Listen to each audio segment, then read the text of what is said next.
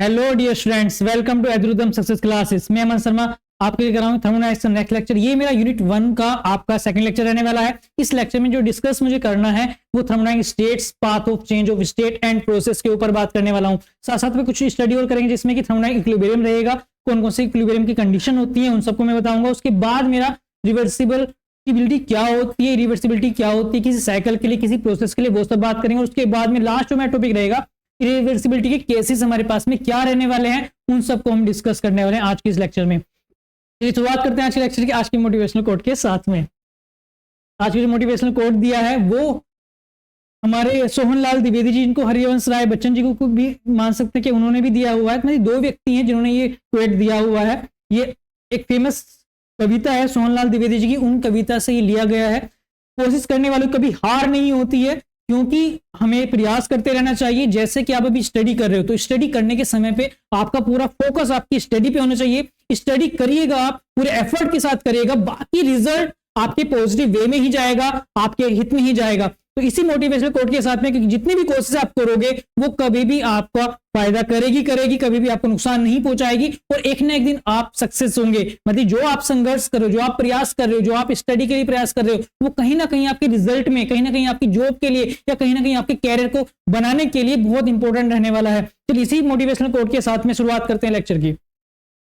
पहली बात करते हैं थर्मोडायनेमिक स्टेट की। तो सबसे पहले अगर मैं कल की बात करूं तो कल जो मैंने लेक्चर बताया था, लास्ट लेक्चर में मैंने थर्मोडायनेमिक प्रॉपर्टीज के बारे में बात की थी, कौन कौन सी प्रॉपर्टीज होते हैं, कितनी तरह की प्रॉपर्टीज होते हैं। उसके बाद में व्यू पॉइंट के ऊपर बात की थी मैंने, मैक्रोस्कोपिक और माइक्रोस्कोपिक व्यू पॉइंट के ऊपर बात की थी। और आज का जो लेक्चर में रहने वाला उसी से रिलेटेड ही रहने वाला है, क्योंकि हमारी जो प्रॉपर्टी है अगर किसी कंडीशन में, एक सिस्टम की बात मैंने की थी, पूरा आपको सभी चीज बताई थी, मैंने एक्सप्लेन किया था सिस्टम क्या होता है, कितने टाइप के होते हैं, बाउंड्री क्या होता है, कितने टाइप की होती है, लास्ट लेक्चर में सबने डिस्कस कर लिया था। तो अब अगर मेरे पास में कोई सिस्टम है, सिस्टम की डिफरेंट प्रॉपर्टीज होती हैं, वो मैंने आपको बताया था सिस्टम की हर तरह की प्रॉपर्टीज आपकी होती हैं। जैसे कि मैं बात करूं कोई सिस्टम मेरे पास में, कोई एक आपके पास में फ्लास्क है, फ्लास्क के अंदर कोई आपका कंपोनेंट है, जैसे कि आपका वाटर है, वाटर का प्रेशर भी होगा, वाटर का टेम्परेचर भी होगा, वाटर का वॉल्यूम भी होगा जो कि उसने कंटेनर का घेरा हुआ है। इसके साथ साथ में एनर्जी भी होगी, एंट्रोपी भी होगी। तो सभी तरह की प्रॉपर्टी हमारे इस सिस्टम में रहने वाली है।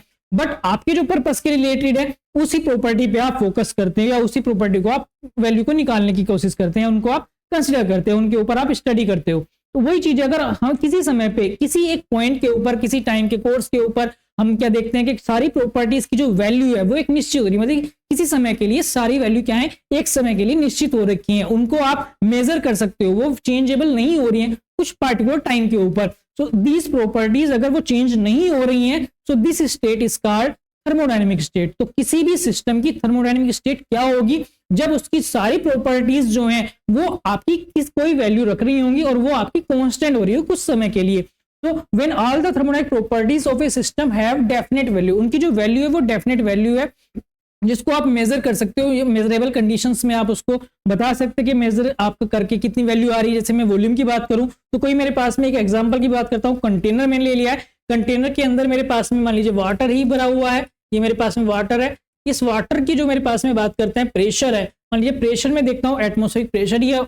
आपका जो ऊपर का जो फ्लास्क का जो ऊपर का ढक्कन है वो आपने ओपन किया हुआ है, ऊपर से आपका क्लोज नहीं है, ओपन है। उस केस में वहां पर जो प्रेशर होगा 1 atm ही होगा, या 1 बार लगभग आप इसको मान सकते हैं। तो प्रेशर आप डेफिनेट वैल्यू आपकी निकल गई। दूसरी बात, ये जो कंटेनर है मेरे पास में, कंटेनर के अंदर जो वॉल्यूम आपका है, वाटर का वॉल्यूम है, मान लीजिए वो मेरे पास में 1 मीटर क्यूब है। तो वॉल्यूम मेरे पास में कितना होगा, 1 मीटर क्यूब, या आप मान सकते हैं मेरे पास में 1000 लीटर मान लीजिए, या फिर डिफरेंट वैल्यू जो भी आप मान सकते हैं, उतनी लीटर की आपकी वैल्यू जो इसमें है वो आपकी ली हुई है। मतलब आपका वॉल्यूम जो है वो आपका एक निश्चित वैल्यू रख रहा है जिसको आप निकाल सकते हैं। साथ साथ में टेम्परेचर मान लीजिए नॉर्मल टेम्परेचर के ऊपर है, तो यहाँ पे 35 डिग्री सेल्सियस का टेम्परेचर आपका हो रहा है, तो ये टेम्परेचर आपका डेफिनेट है। उसके साथ साथ में एनर्जी भी इसकी हो सकती है, कोई कंटेन जो इसके अंदर एनर्जी है, एनर्जी पार्टिकुलर कोई जूल वैल्यू में हो सकती है। मान लीजिए कोई भी पार्टिकुलर, मान लीजिए 100 किलो जूल आपकी एनर्जी हो सकती है पर यूनिट मास के हिसाब से। तो यहाँ से आप ये डिफरेंट वैल्यूज आप देख सकते हैं, ये सारी वैल्यूज की आप डेफिनेट वैल्यू आप देख सकते हैं।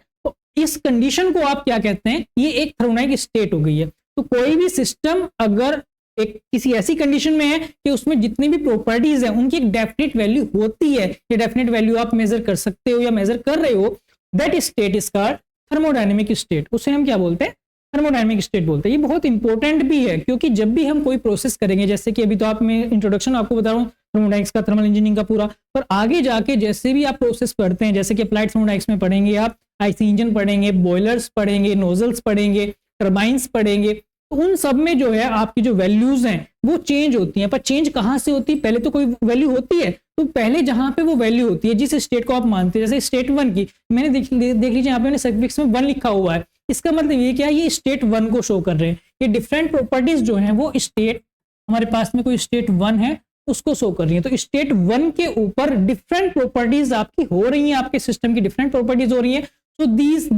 दिस स्टेट इज कॉल्ड एक थर्मोडायनेमिक स्टेट। उसको हम क्या बोलते हैं? थर्मोडायनेमिक स्टेट है हमारे पास में।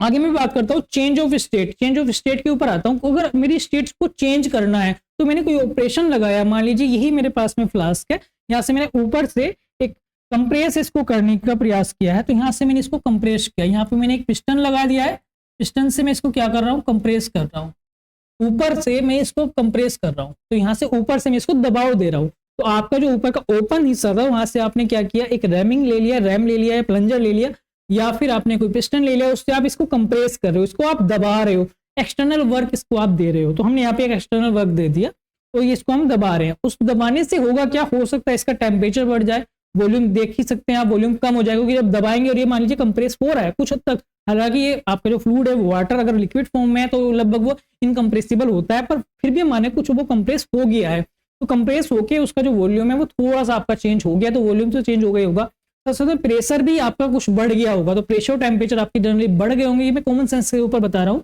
बाकी जब आप कैलकुलेशन करेंगे तो आपको एग्जैक्ट वैल्यू वहां से आ जाती है। तो आपने इसको कंप्रेस किया, कंप्रेस करने से प्रॉपर्टीज चेंज हुई, सिंपली कहें तो प्रॉपर्टीज चेंज हुई है। So that is called change of state. मतलब आपने कोई ऐसा प्रोसेस अपना दिया है, कोई ऐसा ऑपरेशन किया है ताकि आपकी थर्मोडायनामिक की कोई स्टेट है वो वेरी करने लग रही है, मतलब कि कुछ समय के लिए वो वेरिएबल हो जाएगी, वेरी करेगी, पर कुछ समय बाद वो आपकी फिर दोबारा से एक डेफिनेट वैल्यू ले लेगी। मतलब कि स्टेट 1 से लेके स्टेट 2 की तरफ अगर मैं जा रहा हूं तो स्टेट 1 से 2 के बीच में जो आपका प्रोसेस हो रहा है that operation is called change of state. मतलब आप स्टेट 1 से अगर मैं बात करूं तो हम यहाँ पे स्टेट 1 मेरे पास में, जैसे आप यहाँ पे देख सकते हैं स्टेट 1 है, स्टेट 1 से आप जा रहे हैं स्टेट 2 की तरफ को, स्टेट 2 की तरफ को, तो that is called change of state. इसे हम क्या बोलते हैं? चेंज ऑफ स्टेट बोलते हैं।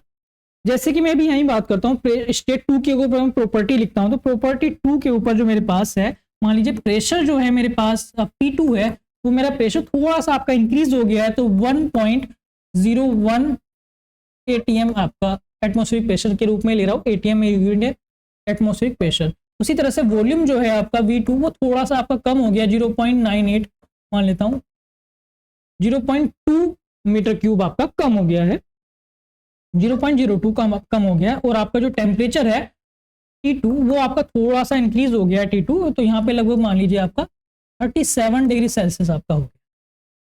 तो मैंने क्या काम किया, मैंने एक प्रोसेस अपनाया, मतलब एक ऑपरेशन किया है, आपकी डिफरेंट स्टेट आपको मिल रही थी, उसकी स्टेट के ऊपर आपने हल्का से इसको कंप्रेस किया है, दबाया है, और आपके पास जो स्टेट मिल रही है वो दूसरी स्टेट मिल रही है। तो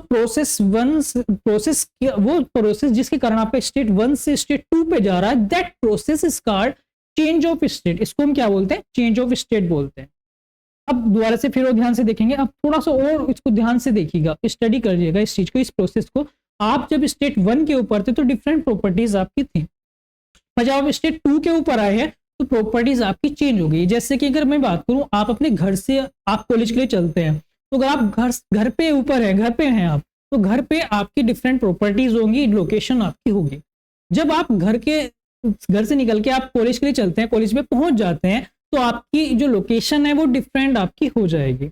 बट जब आप जा रहे होते हैं, जैसे आप बाइक से जा रहे हैं, या फिर आप कार से जा रहे हैं, या फिर किसी और ट्रांसपोर्टेशन व्हीकल से जा रहे हैं, उस केस में अगर आप देखते हैं तो आपकी पोजीशन लगातार चेंज हो रही होती है। इसी तरह से यहाँ पे भी आप देखिएगा, हमें लगा प्रेशर आपका 1 atm से 1.01 आपका हो गया है, वॉल्यूम आपका 1 से लेके 0.98 मीटर क्यूब आपका हो गया है, और ऐसी टेम्परेचर आपका 35 से 37 हो गया है। तो ये एट रैंडम नहीं होता, मतलब कि प्रोसेस जो है या ऑपरेशन जो आप लगा रहे हैं जिससे आपकी स्टेट चेंज हो रही है, वो कोई ना कोई धीरे धीरे सक्सेशन से होती है, मतलब कि वो धीरे धीरे ही चेंज होती है। जैसे कि आप घर से चले, तो जब आप घर से चल के आप कुछ दूरी पर आते हैं तो वहां पे लोकेशन आपकी डिफरेंट चेंज हो जाती है। फिर आप फिर दोबारा से कहीं आते हैं तो फिर आपकी लोकेशन फिर दोबारा से आपकी चेंज हो जाती है। तो यहाँ पे आप देख सकते हैं, मान लीजिए आपकी स्टेट 1 के ऊपर, ये मैं लोकेशन के हिसाब से समझा रहा हूँ आपको, लोकेशन 1 है, ये लोकेशन 2 है, और लोकेशन 1 से 2 तक जाने के लिए आपको डिफरेंट लोकेशन आप लेते हो यहाँ पे। तो डिफरेंट लोकेशन आप देख सकते हैं, अलग अलग आपकी इंटरमीडिएट लोकेशन आपको ये मिल रही है। तो इंटरमीडिएट लोकेशन लेने के बाद आप 2 पॉइंट के ऊपर पहुंचे हो। उसी तरह से प्रॉपर्टी भी है हमारे पास में। प्रॉपर्टी जो है आपकी, ये प्रेशर की अगर बात हो तो प्रेशर आपका 1 से लेके 1 एटीएम से लेके आपका जो प्रेशर था वो चेंज कहां तक हुआ है, 1.01 तक आपका हुआ है। पर इसको होने के लिए 1.01 प्रेशर को होने के लिए कुछ प्रोसेस करने के लिए आप कुछ डिफरेंट स्टेप्स लेने पड़ेंगे, सक्सेसिव स्टेप्स हमारे यहाँ पे लेने पड़ते हैं। तो स्टार्टिंग में मान लीजिए 1.001 हुआ होगा, उसके बाद में 1.002 हुआ होगा, उसके बाद में 1.003, 1.004, उसके बाद में फिर लास्ट में आपका ये यहाँ पे देख सकते हैं आप, जस्ट सेकंड लास्ट 1.009 हुआ होगा, उसके बाद में फिर लास्ट में 1.01 हो गया। उसी तरह से अगर मैं वॉल्यूम की बात करूं तो वॉल्यूम आपका कम हो रहा है, तो स्टार्टिंग पे वॉल्यूम आपका 1 मीटर क्यूब था, और लास्ट में आपका जो वॉल्यूम है, लास्ट में जो आपका वॉल्यूम है वो 0.98 आपका हो गया। अब जब ये कंप्रेस हम कर रहे हैं तो वॉल्यूम एकदम से तो कम होगा नहीं, अगर एकदम से मान भी रहे हैं, पर अगर आप टाइम को बहुत बारीकी से देखें, बहुत स्मॉल वैल्यू के हिसाब से देखें, मतलब मिली आपका सेकंड में देखें या फिर माइक्रो सेकंड में देखें, तो उस केस में अगर देखते हैं तो जो वॉल्यूम है वो भी धीरे धीरे ही कम हुआ होगा। जैसे आप कंप्रेस करते हो, एकदम से तो लगा कंप्रेस कर दिया आपने, बट अगर आप धीरे से देखें तो आप पिस्टन बहुत स्लोली नीचे डाउनवर्ड मोशन कर रहा होगा। इसलिए मुझे इंटरमीडिएट जो मेरे पास में पॉइंट मिलेगा 0.99 आपका 89 मिल जाएगा। इस तरह से आप डिफरेंट पॉइंट ले सकते हैं, 0.998 ले सकते हैं। इस तरह से डिफरेंट आपके पॉइंट आते जाएंगे, और लास्ट में आपका जो आएगा वो इस तरह से 0.981 आपका मिलेगा, उसके बाद में 0.98 आपका हो जाएगा। तो डिफरेंट आपके सक्सेशन यहाँ पे आप देख सकते हैं।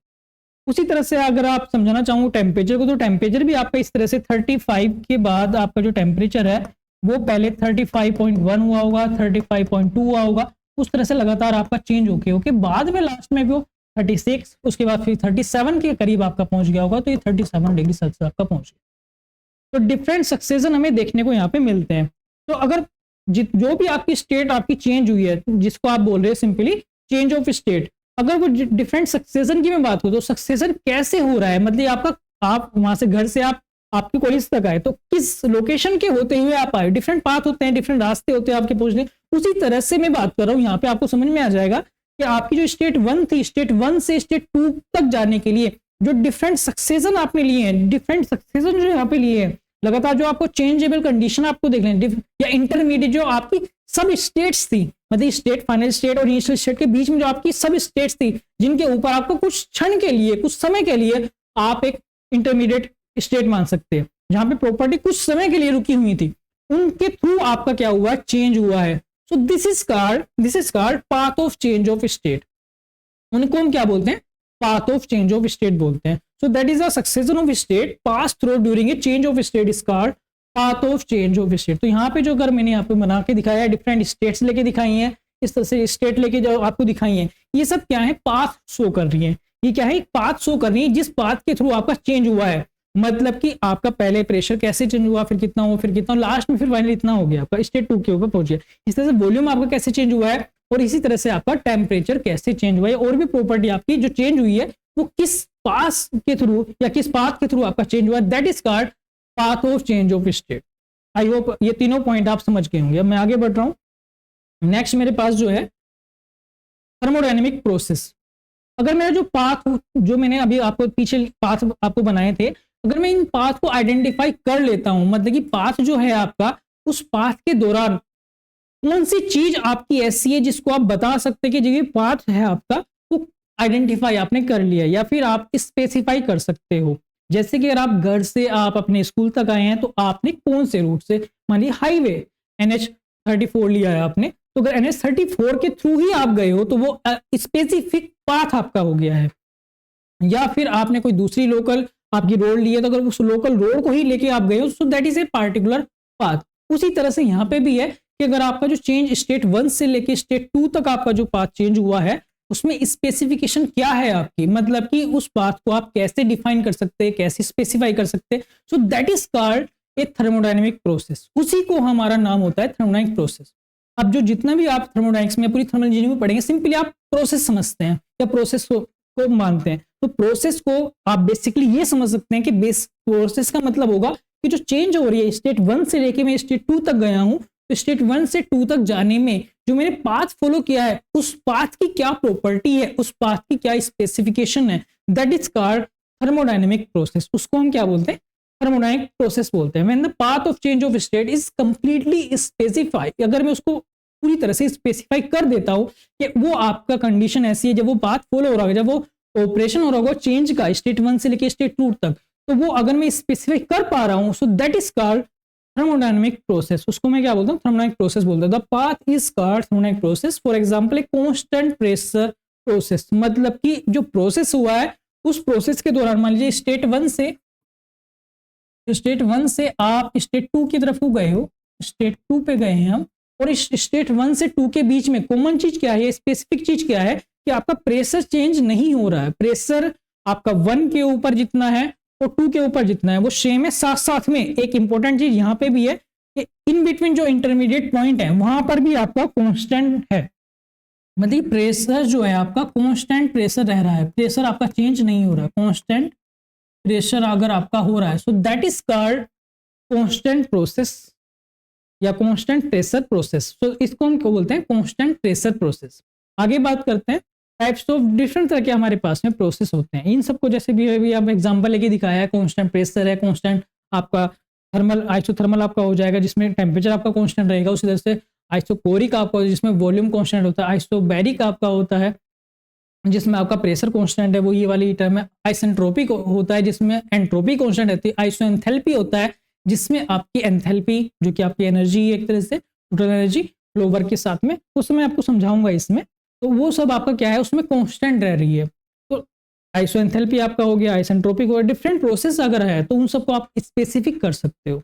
एक तो वो हो गया डिफरेंट टाइप्स ऑफ प्रोसेस। दूसरे अगर मैं प्रोसेस की बात करूँ तो प्रोसेस का जो पाथ है on the basis of type of path, path मेरा कैसा है, पाथ मेरा किस तरह का है, तो उसके हिसाब से आप क्लासिफाई कर सकते हो प्रोसेस को।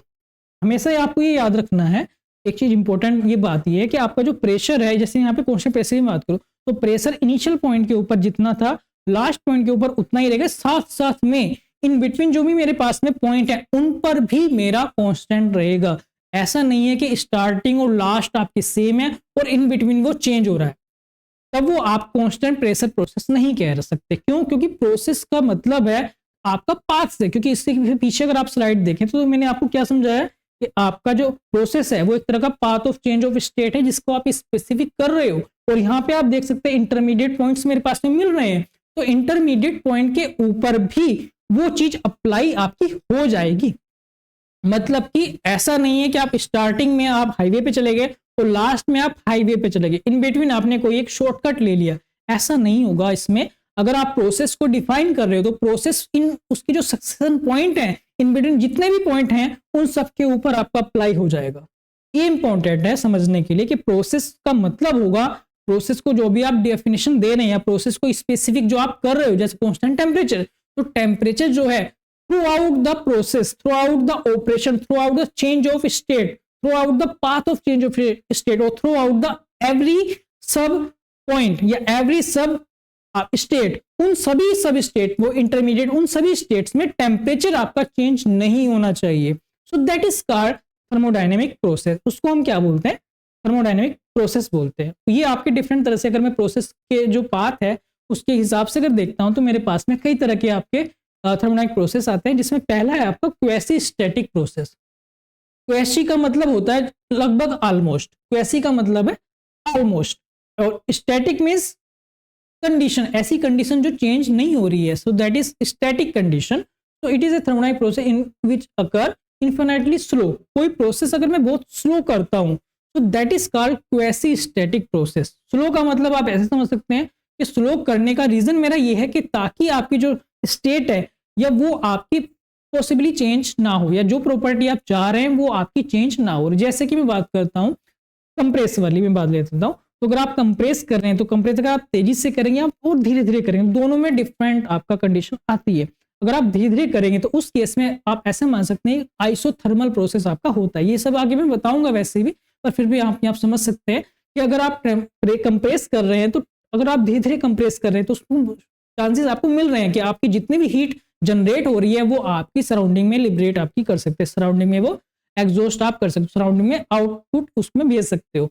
जैसे ही आपने हल्का सा कंप्रेस किया उसको समय मिल गया उस हीट को बाहर करने के लिए, तो टेम्परेचर आपका इंक्रीज नहीं हुआ, फिर आपने थोड़ा सा और किया, फिर आपका हीट बाहर चली गई। तो ये आपका कौन सा प्रोसेस, बहुत स्लो आप प्रोसेस कर रहे हो, तो that is called quasi-static process. तो ये हमारा प्रोसेस कैसा होता है, क्वासी-स्टैटिक प्रोसेस होता है जो कि इनफाइनाइटली स्लो प्रोसेस है and is represented on property graph by continuous line. बहुत इंपॉर्टेंट चीज ये है कि आगे मैं आपको ग्राफ बताऊंगा, उन ग्राफ के ऊपर ये आपका एक प्रॉपर्टी ग्राफ है जिसमें जनरली हम दो प्रॉपर्टी लेते हैं। प्रॉपर्टी रूल में आपको मैं नेक्स्ट लेक्चर में समझाऊंगा, वो सब यहाँ पे डिस्कस करेंगे, पर उसमें आपको ये याद रखना है जो मैं यहाँ पे आपको बता रहा हूँ कि कोई भी अगर आपका प्रोसेस होगा 1 से लेके 2 तक आप गए हैं तो प्रोसेस जो मूव करेगा वो मान लीजिए इस तरह से मूव कर रहा है, तो ये बहुत ही स्मॉल है, मतलब कि इन्फिनिटली स्लो आपने प्रोसेस किया। वो प्रोसेस होने में 1 से 2 तक जाने में आपने काफी समय लिया है और बहुत धीरे धीरे प्रोसेस आपका हुआ है। धीरे धीरे प्रोसेस होने का मतलब यही है कि उसको आपको समय मिल गया है इंटरमीडिएट स्टैटिक कंडीशन लेने के लिए, तो ये ऑलमोस्ट स्टैटिक कंडीशन होती है। तो the process is also called almost static process, इसको हम क्या बोलते हैं, ऑलमोस्ट स्टैटिक प्रोसेस भी हम इसमें कहते हैं। तो क्वासी स्टैटिक प्रोसेस को आप ऑलमोस्ट स्टैटिक प्रोसेस भी हम कहते हैं, जो कि लगभग आपका स्टैटिक प्रोसेस है। रियल लाइफ में अगर हम देखते हैं तो जितने भी प्रोसेस आपके होते हैं वो इतने स्मॉल या इतने बहुत स्लो टाइम से आप नहीं कर सकते, उनको ऐसे करेंगे तो फिर एप्लीकेशन नहीं हो पाएगा। जैसे मैं आइसोथर्मल की बात, तो आइसोथर्मल प्रोसेस करने के लिए अगर आप हीट इंजन में कंप्रेस कर रहे हैं या एग्जॉस्ट कर रहे हैं या फिर एक्सपेंशन हो रहा है या कोई भी ऐसा प्रोसेस है जहां पे आपको बहुत स्लो करना पड़ा है, तो उसका एक तरह से जो मीनिंग है, जो ऑब्जेक्टिव है, जो एप्लीकेशन है, वो आपको नहीं मिल पाता है। तो ये प्रॉब्लम इसमें आती है। अगर हम रियल की कंडीशन देखें तो रियल में आप क्वासी स्टैटिक प्रोसेस कर पाना या फिर क्वासी स्टैटिक प्रोसेस ले पाना बहुत ही मुश्किल आपका होता है। इसलिए जितने भी आपके प्रोसेस होते हैं वो सब नॉन क्वासी स्टैटिक में आते हैं, जो कि वो स्लो नहीं होते हैं, तो which is static through out the change of state. तो हम ये मानते हैं कि क्वासी स्टैटिक में जो भी आपका प्रोसेस हो रहा है, इंटरमीडिएट जितने भी आपके पास में पॉइंट मिल रहे हैं उन सभी में स्टैटिक कंडीशन आपको देखने को मिलती है। अगर मैं नॉन क्वासी स्टैटिक की बात करता हूं तो नॉन क्वासी स्टैटिक प्रोसेस में ये प्रोसेस हमारा स्लो नहीं होगा, ये रियल का एक प्रोसेस है जो कि स्लो नहीं है, इतना स्लो नहीं है कि वो क्वासी स्टैटिकली हो जाए, मतलब पूरी स्टैटिकली आपका फॉलो करे। And represented on the property graph by dotted line, उनको आप डैश लाइन या डॉटेड लाइन से आप शो करते हो। मतलब यहाँ पे अगर मैं आपको शो करके दिखाऊं तो यहाँ पे अगर आपको मैं शो कर देता हूँ तो ये मेरे पास में जो आ जाएगा इस तरह से, ये जो मेरा प्रोसेस है इस तरह से आपका डैश शो करेगा। हो सकता है 1 से 2 ही आप जाए, मतलब ये स्टेट जो चेंज है इनिशियली और फाइनल, वो हो सकता है आपका स्टेट 1 से स्टेट 2 तक ही जाना है। जैसे कि कोई दो स्टूडेंट एक घर से चला, एक ही घर से एक ही कॉलेज में आपको जाना है, दो बच्चे हैं आपके, तो उस तरह से आप एक स्टेट से दूसरे स्टेट में जा रहे हो, एक आपके घर की लोकेशन से आप अपने कॉलेज की लोकेशन में जा रहे हो। तो दोनों दो स्टूडेंट्स जो हमारे रहेंगे, दो जो चिल्ड्रन हमारे पास में रहेंगे, उनका जो पाथ है वो आपका डिफरेंट हो सकता है। एक किसी दूसरे पाथ से गया है, एक दूसरे पाथ से गया, और दोनों का करने का तरीका भी आपका अलग हो सकता है। मतलब कि हो सकता है एक बहुत स्लो गया हो, एक हो सकता है दूसरा के बहुत तेजी से आपका गया हो। तो अगर आपका स्लो गया है so that is called quasi static process. Non quasi static मतलब जो रियल में गया है। अच्छा, दूसरी बात ये भी है, क्वासी स्टैटिक प्रोसेस में जो आपकी कंडीशन है वो क्या है, स्टैटिक है। स्टैटिक का मतलब वो आपकी चेंजेस नहीं हो रही है। इसका मतलब अगर आप बहुत धीरे धीरे चलते हैं तो उस केस में आपके ऊपर जो थकान आनी है या फिर आपकी जो एनर्जी लॉस होगी वो इतनी ज़्यादा नहीं आपकी होगी। जितनी आपने लॉस की है एक कदम चलने में, फिर उतना आपने गेन करने के लिए आपको रेस्ट भी आपको मिल गया, फिर आप आगे एक कदम चले, फिर आप रुक गए। तो that is called quasi static. उसको मैं एग्जांपल जैसे समझा रहा हूँ आपको, और आप अपने टॉपिक की तरह से समझिए कि अगर कोई प्रोसेस आप नॉर्मली कर रहे हैं तो उसको हम डैश लाइन से शो करते हैं, तो डैश लाइन में हम यहाँ पे शो करते हैं। बात करते हैं रिवर्सिबल प्रोसेस की। तो आगे बात हमारे पास में रिवर्सिबल प्रोसेस। अब प्रोसेस को मैंने किस तरह से बता दिया, पाथ आपका कैसा है। पाथ अगर आपका स्टैटिक है, इंटरमीडिएट जितनी पॉइंट है वो सारे स्टैटिक हैं, तो that is called quasi static process. अगर वो आपका जो प्रोसेस है वो आपका मूवेबल है, उसमें क्या है आपका क्वासी स्टैटिक नहीं होगा, वो आपका फास्ट होगा। अब बात करते हैं रिवर्सिबल प्रोसेस की। रिवर्सिबल जैसे कि नाम से रिवर्स हो जाना, रिवर्स का मतलब जिस रास्ते से आप गए हैं मान लीजिए कॉलेज के बाद में वापस आपको घर आना है, कॉलेज के बाद वापस आप घर आ रहे हो तो आपने सेम पाथ फॉलो किया जिस पाथ से आप गए थे। तो जिस पाथ से आप गए हो उसी पाथ से अगर आप वापस आ रहे हो सो that is called reversible process. मतलब कि आपने आइडेंटिकल पाथ फॉलो किया है जाने के लिए भी और रिटर्न आने के लिए भी। मतलब स्टेट 1 से 2 जब आप गए हैं तो आपने पाथ फॉलो किया है, और स्टेट 2 से 1 जब आएंगे तो भी आपने एक पाथ फॉलो किया। जैसे मैं यहाँ पे बता देता हूँ, जैसे मेरे पास में 1 से 2 है, ये मेरे पास में 1 है, ये प्रॉपर्टी ग्राफ के ऊपर ही है, मान लीजिए ये 2 है। तो 1 से 2 अगर आप गए हैं तो आप इस पाथ के थ्रू फॉलो कर रहा है आपने, और उसके बाद में अगर आप वापिस आए हैं तो भी आपने सेम पाथ ही फॉलो करा है। 2 से 1 आप आए, एक ही पाथ है मेरे पास है 1 से 2 और 2 से 1, मतलब जिस रास्ते से आप गए थे 1 से 2 उसी रास्ते को आपने वापस आए हैं 2 से 1। तो जितनी भी प्रॉपर्टी आपकी हैं वो सब रिवर्स आपकी हो जाएंगी। मतलब कि मान लीजिए 1 से 2 जाने में अगर आपको वर्क करना पड़ा था तो जब 2 से 1 आएंगे तो वापस उतना ही वर्क आपको मिल जाएगा। 1 से 2 जाने में मान लीजिए आपने जो हीट थी आपको हीट दी गई थी, तो 2 से 1 आने में उतनी ही हीट आपसे लिबरेट कर दी जाएगी या आपसे आउटपुट हो जाएगी, उतनी आपकी निकल जाएगी हीट। तो आपके एज ए सिस्टम तो वहां से ये प्रोसेस आपका होगा। तो it is a thermodynamic process which follow the same path follow करता है as it follow the path initially, जो कि उसने इनिशियली पाथ फॉलो किया था, to come on its previous state. तो जिस स्टेट से वो स्टार्ट हुआ है उसी स्टेट को पाने के लिए जो वापस रिटर्न आपका कर रहा है वो सेम पाथ फॉलो कर रहा है। तो जाने का रास्ता और आने का रास्ता दोनों सेम है। So that is called reversible process. तो ऐसा प्रोसेस जो कि आपका सेम पाथ फॉलो करता है स्टेट 1 से 2 और 2 से 1 आने के लिए, फॉरवर्ड मोशन या फिर बैकवर्ड मोशन, या फिर फॉरवर्ड आपका मूवमेंट और बैकवर्ड मूवमेंट के लिए सेम पाथ फॉलो करे। सो that is called reversible process. उसको हम क्या बोलते हैं? रिवर्सिबल प्रोसेस बोलते हैं। तो अगर मैं नॉन रिवर्सिबल की बात करूं तो इसका मतलब ये रिवर्सिबल आपका नहीं होगा। तो देख लेते हैं, it is a thermodynamic process which does not follow the same path, जो आपका सेम पाथ फॉलो नहीं कर रहा है। तो that is called non reversible process या फिर इरिवर्सिबल प्रोसेस। उसको हम क्या बोलते हैं? इरिवर्सिबल प्रोसेस या फिर नॉन रिवर्सिबल प्रोसेस।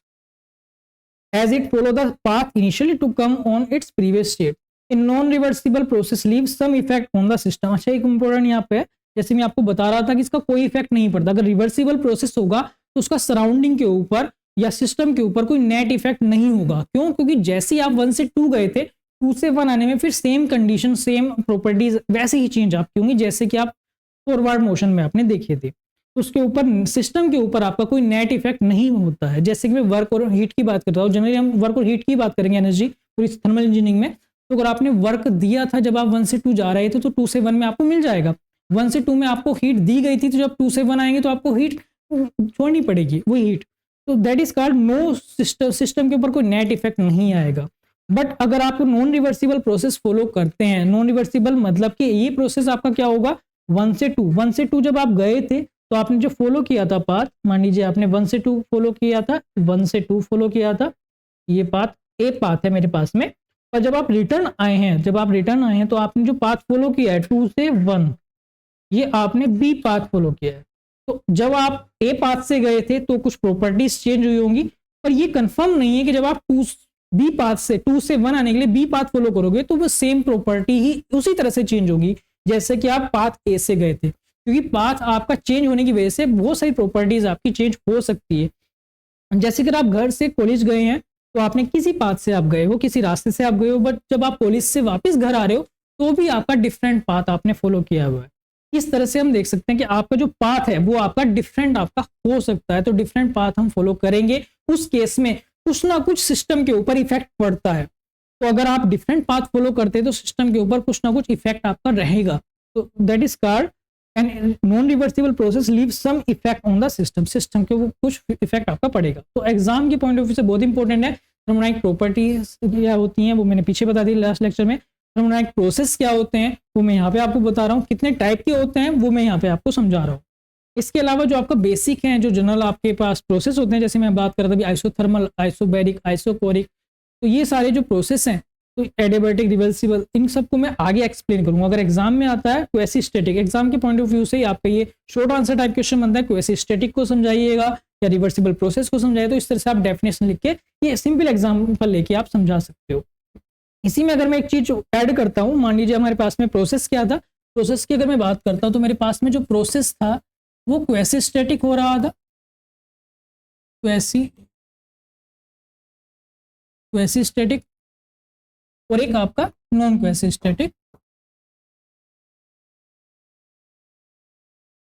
दो प्रोसेस हमारे पास में है। आपका जो प्रोसेस है वो आपका क्वेसी स्टैटिक हो सकता है या फिर non quasi static. Quasi static का मतलब वो आपका स्लो है बहुत ज्यादा, और ये आपका नॉट स्लो, ये आपका स्लो नहीं है। अब हमारे पास में जो दूसरे प्रोसेस थे, दूसरा जो प्रोसेस थे हमारे पास में वो किस तरह से थे? दूसरे हमारे पास में रिवर्सिबल प्रोसेस था, मैंने अभी आपको बताया रिवर्सिबल प्रोसेस, और एक मैंने आपको बताया है नॉन रिवर्सिबल प्रोसेस।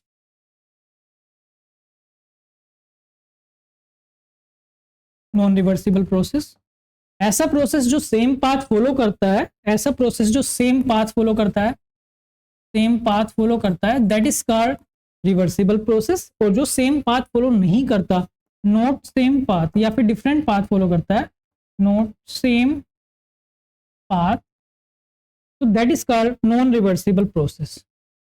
अब मैं अगर बात करता हूं क्वेसी स्टैटिक प्रोसेस, कोई सा भी प्रोसेस अगर आपका क्वेसी स्टैटिक है तो क्या वो रिवर्सिबल हो सकता है? यस, अगर वो आपका क्वेसी स्टैटिक प्रोसेस है, यस, अगर वो क्वेसी स्टैटिक प्रोसेस है तो आपका वो रिवर्सिबल हो सकता है, यस हो सकता है। उसी तरह से क्वेसी स्टैटिक प्रोसेस है, क्या वो नॉन रिवर्सिबल हो सकता है? यस, नॉन रिवर्सिबल भी आपका हो जाएगा। उसी तरह से अगर मैं बात करता हूं कोई नॉन क्वेसी स्टैटिक प्रोसेस है, नॉन क्वेसी स्टैटिक मतलब कि इसको आप कैसे डिनोट करते हैं? डैश से, और ये आपका कंटिन्यूअस लाइन से शो करते हैं, और ये आपका डैश से शो किया जाता है। अब डैश का मतलब क्या है? डैश का मतलब ये है कि जो आपका स्लो नहीं है, मतलब कि आपको इनिशियल स्टेट का पता है, फाइनल स्टेट का पता है। जैसे कि अगर कोई स्टूडेंट है, वो घर से अगर कॉलेज चलता है, तो मैंने उससे पूछा आप किस रास्ते से आए हो, उसने मुझे नहीं बताया। इसका मतलब मुझे इनिशियल स्टेट पता है वो घर से आ रहा है, फाइनल स्टेट मुझे पता है कि वो हमारे कॉलेज में आ रहा है, बट इन बिटवीन की जो उसने किस रास्ते से आया, कहां से होके आया है, वो मुझे नहीं पता है। So that is called non quasi static. जैसे कि अगर कोई व्यक्ति है या कोई आपका स्टूडेंट्स है, वो अगर घर से चला है तो उसका जीपीएस में ट्रैक कर रहा हूं, मतलब मुझे पता है, मैंने जो उसको ट्रैक करना है मैंने वो डिवाइस ऑन की हुई है। इसका मतलब जैसे जैसे वो पाथ फॉलो करेगा तो मैं यहाँ पर ट्रैक करके देख रहा हूँ कि कहां कहां से वो आ रहा है। That is called quasi static, क्योंकि इन बिटवीन के पॉइंट मुझे पता है। So that is continuous line, ये मेरी कंटिन्यूअस लाइन होगी। बट अगर मुझे इन बिटवीन पता ही नहीं है, so that is called dash line, और ये नॉन क्वेसी स्टैटिक आपकी होगी। अगर कोई प्रोसेस आपका नॉन क्वेसी स्टैटिक है, इसका मतलब पाथ आइडेंटिफाई है ही नहीं है हमारे पास। मतलब कि अगर आपका प्रोसेस नॉन क्वेसी स्टैटिक है, इसका मतलब पाथ आइडेंटिफाई नहीं है, path not identify, path identified है ही नहीं, मतलब पाथ का पता ही नहीं मुझे किस रास्ते से आया है। तो आप कैसे कह सकते हैं कि वो रिवर्सिबल होगा? तो हम कह ही नहीं सकते वो रिवर्सिबल होगा। और कैसे कह सकते हैं कि वो नॉन रिवर्सिबल होगा? ये भी हम नहीं बता सकते। मतलब कि ये जो कंडीशन है, ये कंडीशन है नॉट कंफर्म।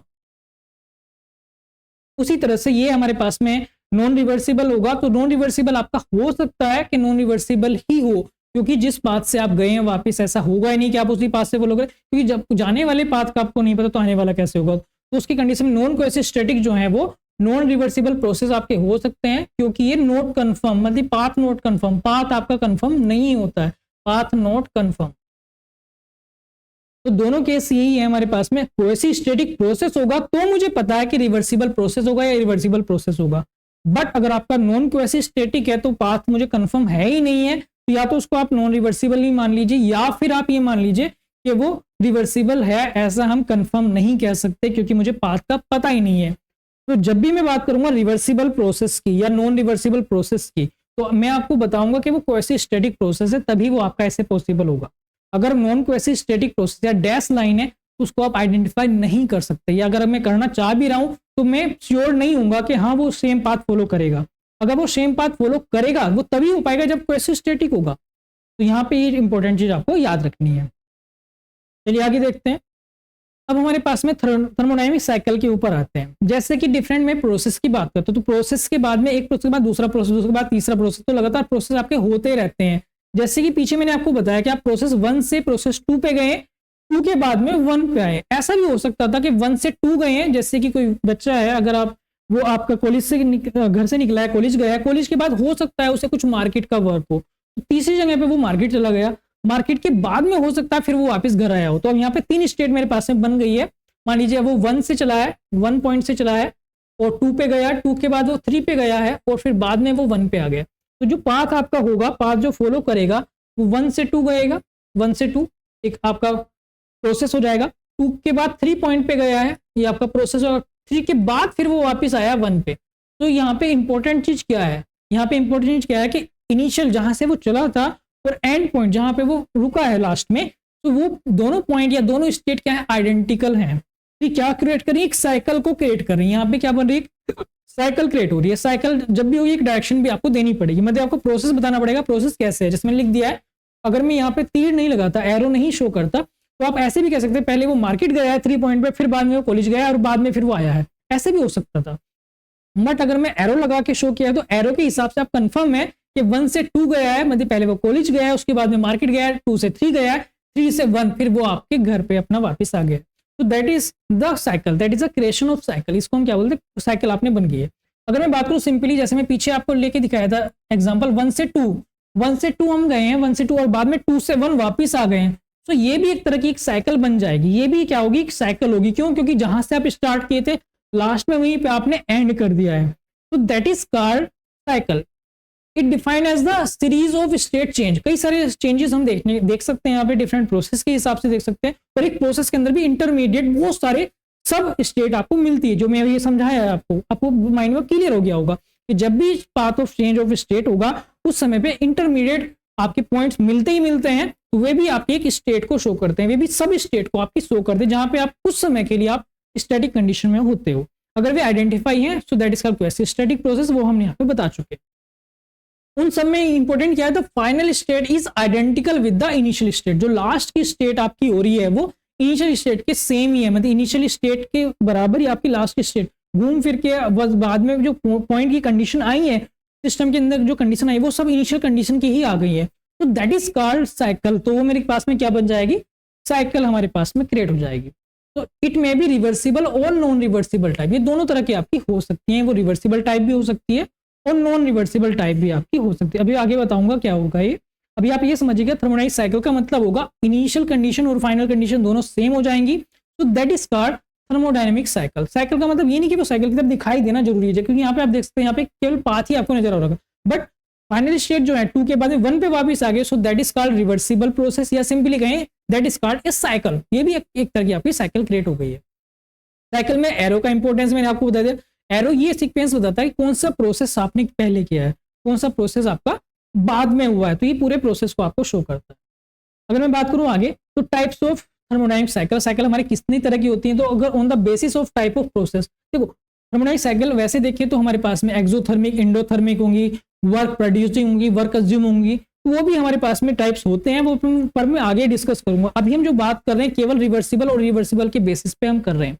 तो रिवर्सिबल इरिवर्सिबल के बेसिस पर अगर मैं देखता हूं तो cycle can be defined as reversible cycle और इरिवर्सिबल साइकिल। तो ये हमारे पास में रिवर्सिबल और नॉन रिवर्सिबल या फिर इरिवर्सिबल भी बोल देते हैं इसको, इरिवर्सिबल साइकिल आपकी होती है, इरिवर्सिबल साइकिल भी इनको हम बोल देते हैं। तो रिवर्सिबल साइकिल में देखते हैं जितने भी प्रोसेस आपके हैं, all the process of a cycle are reversible. जितने भी प्रोसेस हैं जिससे वो मिलके बनी, मतलब साइकिल किसी प्रोसेस से 2 या 2 से अधिक प्रोसेस से मिलकर बनी होगी, तो सारे प्रोसेस अगर कैसे हैं मेरे पास में रिवर्सिबल टाइप के हैं, तो that cycle is called reversible cycle. उसके अंदर इंपॉर्टेंट चीज क्या है कि सारे के सारे प्रोसेस क्या होने चाहिए हमारे पास में, ऑल रिवर्सिबल होने चाहिए। तो that is there is no finite potential gradient, उसके बीच में कोई फाइनाइट टेम्परेचर ग्रेडियंट हो या फिर आपको पोटेंशियल ग्रेडियंट हो, वो इसमें देखने को नहीं मिलेगा हमारे पास में।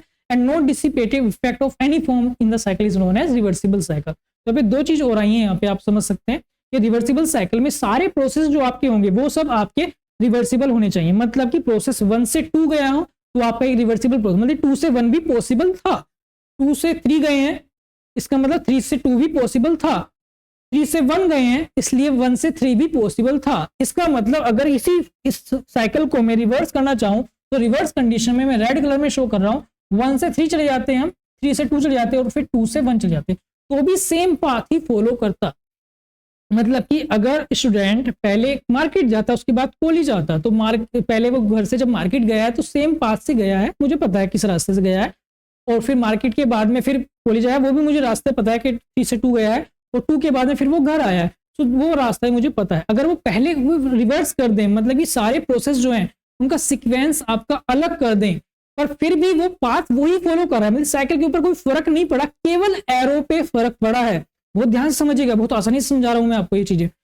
अगर आपका साइकिल जो बना रखी है अपने, एरो नहीं लगाएंगे आप, तो आप आइडेंटिफाई कर सकते हैं कि ये आपकी रिवर्सिबल साइकिल हो जाएगी। मतलब कि आप एरो क्या है, आप फॉरवर्ड डायरेक्शन में, राइट क्लॉकवाइज डायरेक्शन में लगा दें या फिर एंटी क्लॉकवाइज में लगा दें, तो ये आपकी साइकिल क्रिएट हो जाए, तो that is called your reversible cycle. तो इसलिए क्या इंपॉर्टेंट है कि रिवर्सिबल साइकिल में सारे प्रोसेस जो है आपके वो रिवर्सिबल होने जरूरी है। साथ में नो फाइनाइट पोटेंशियल ग्रेडियंट, इनमें कोई फाइनाइट पोटेंशियल ग्रेडियंट नहीं होगा। क्यों नहीं होगा? क्योंकि मैंने आपको बताया है कि जब भी आपका रिवर्सिबल प्रोसेस होगा तो कोई भी नेट इफेक्ट नहीं पड़ने वाला सिस्टम पे। मतलब कि 1 से 2 के ऊपर जो इफेक्ट था वो 2 से वापस से 1 पे आएंगे, तो सेम इफेक्ट रिवर्स आपका हो जाएगा। मतलब कि अगर हीट रिलीज हुई थी तो बाद में हीट गेन हो जाएगी, वर्क देना पड़ा था तो बाद में वर्क आपको मिल जाएगा। तो ये डिफरेंट प्रोसेस आपके होंगे, क्योंकि सारे प्रोसेस आपका रिवर्सिबल हैं, तो कोई नेट इफेक्ट इसमें पड़ने वाला नहीं है। तो यहाँ पे भी कोई हमारे पास में फाइनाइट पोटेंशियल ग्रेडियंट नहीं रहेगा। तो साथ में no dissipative effect of any form. Dissipative effect का मतलब ये होगा कि आपके कोई भी सराउंडिंग के ऊपर जो एनर्जी इंट्रैक्शन आपका हो रहा है कोई भी वो नहीं होगा। मतलब एनर्जी लॉस जो आपकी बात हो रही है, डिसिपेशन वाला इफेक्ट जो आपका आ रहा है, डिसिपेशन मतलब लॉस, तो डिसिपेशन लॉस जो आपका हो सकता है, एनर्जी लॉस जो आपकी हो सकती है, वो आप नहीं करते।